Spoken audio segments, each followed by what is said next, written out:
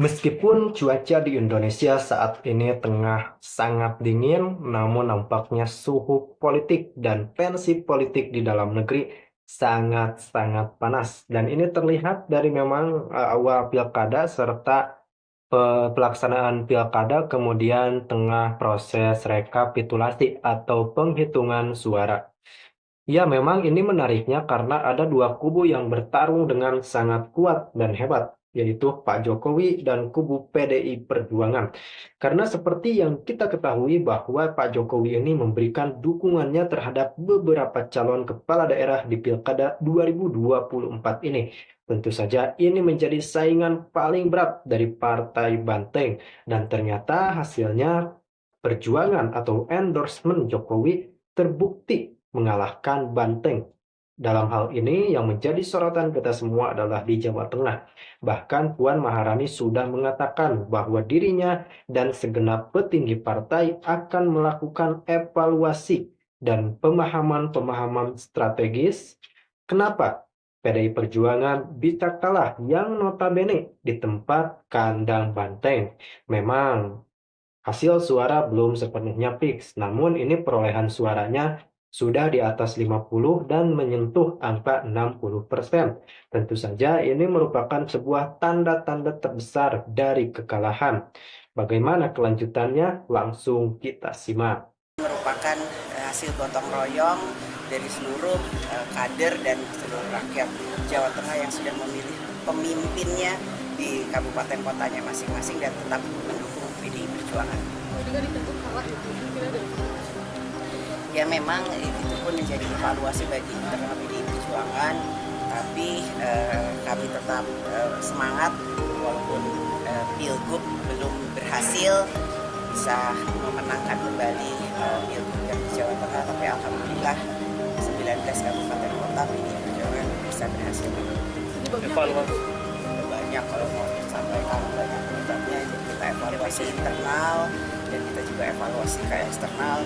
Kalau ada hal-hal yang tidak sesuai, ada kecurangan atau tidak hal yang sesuai dengan harusnya sesuai dengan aturan yang ada di lapangan, tentu saja kami meminta untuk mengumpulkan bukti-bukti, kemudian melakukan laporan ke pihak yang berwenang, apakah ke Bawaslu, apakah ke nantinya ke KPU dan ke tim hukum yang ada di internal partai untuk kemudian diteruskan. Ini kan PDIP lagi keras soal pancok, ada dugaan nggak di Jawa Tengah juga terjadi? Ya kita lihat kalau memang ada bukti-bukti terkait dengan hal itu, ya tentu saja kami minta untuk bisa ditindaklanjuti. Jadi saya meminta seluruh struktur juga masyarakat yang ada di Jawa Tengah, jika memang kemudian ditemukan bukti-bukti terkait dengan hal itu, tolong laporkan ke pihak yang berwenang. Jateng masih kandang Banteng ya? Apa? Jateng masih kandang Banteng ya untuk 19 Ya kemenangan?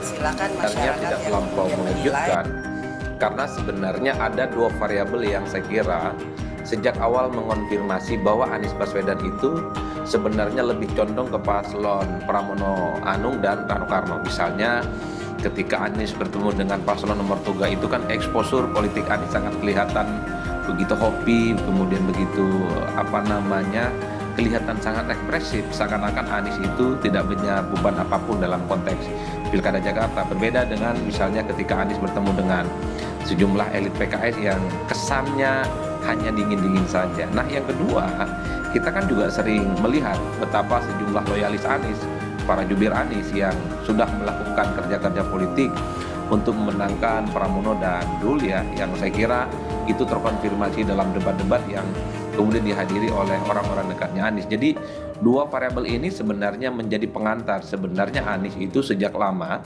sudah menentukan pilihan politiknya kepada paslon yang diusung oleh PDIP dan Hanura ini. Oleh karena itu ketika Anies menyampaikan dukungan secara terbuka, bagi saya ini sebenarnya makin mempertebal bagaimana sikap politik Anies yang sesungguhnya. Sejak lama sebenarnya saya juga termasuk yang meminta dan berharap gitu ya bahwa Anies tidak berada di wilayah abu-abu dalam menentukan sikap politik.